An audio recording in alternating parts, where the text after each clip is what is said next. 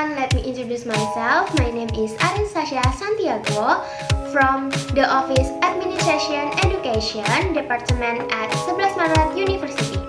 Today, I will deliver a speech regarding the election in Indonesia. Okay everyone, first I will explain what is elections. General elections or pemilu are a democratic process for electing people's representatives or government officials directly by the citizens of a country. Elections are an important mechanism in a modern democratic system that allows the people to participate in determining leaders and state policy. The aim of general elections is to create a system of government that is based on the will of the people, maintain democratic principles, encourage political participation of citizens, and ensure that elected leaders represent the interests and aspirations of society at large. Fair, free, and transparent elections are very important in maintaining the democratic integrity of a country. Okay, and then I will tell the history of elections in Indonesia. The history of elections in Indonesia has experienced various changes and evolutions from the colonial era to the modern era. The following is a brief overview of the history of elections in Indonesia. First is colonial elections. From 1905 to 1942. Elections in Indonesia began during the Dutch colonial era.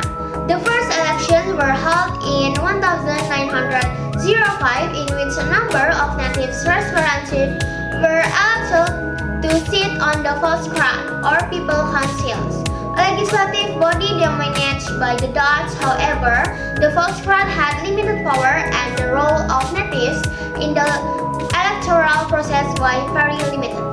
2 is independence period. From 1945 to 1959. After the proclamation of Indonesian independence on 17 August in 1945, the first general election in Indonesia was held in 1955. The elections was the constituent election which aimed to elect members of the legislative body that will draft the country's constitution. Various political parties took part in this election, including the Indonesian National Party or PNI, the Indonesian Communist Party or PKI, and then the Masyumi Party. Third is guided democracy. From 1959 to 1965. The elections in this period took place in an under-democratic political atmosphere because of the guided democracy system implemented by President Sukarno. Political parties were suppressed and replaced by a single party, namely the ruling Indonesian National Party or PNI. 4 is New Order. From 1966 to 1998. After the K7523020 SPKI and the fall of Sukarno, Suharto became president and the land of New Order era. Elections are regulated by Law Number 5 of 1975 and Law Number 2 of 1985, which established the ABRI dual function system, where the Armed Force of the Republic of Indonesia or ABRI play a double role in politics and society.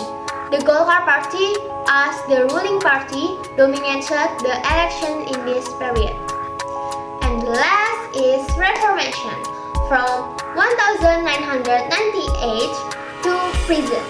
In 1998, Indonesia had experienced political reform that overthrew the Suharto regime.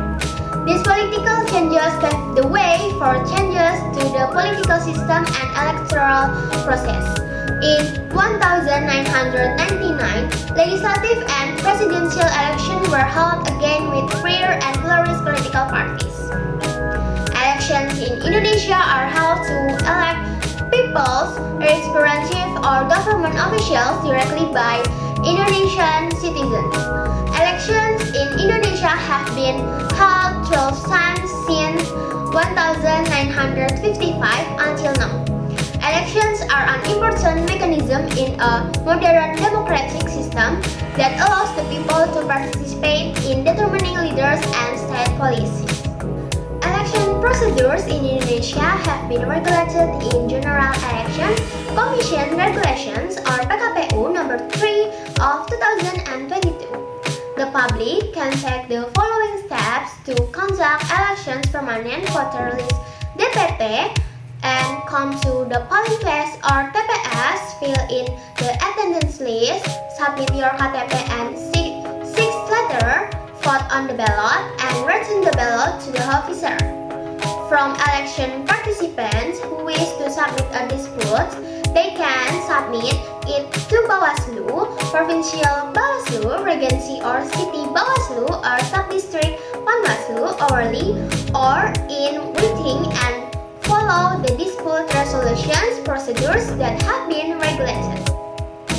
During elections, there are often several problems such as KPPS workload, distribution of logistics, validation of voter data, money politics, and the spread of hoax or hate speech.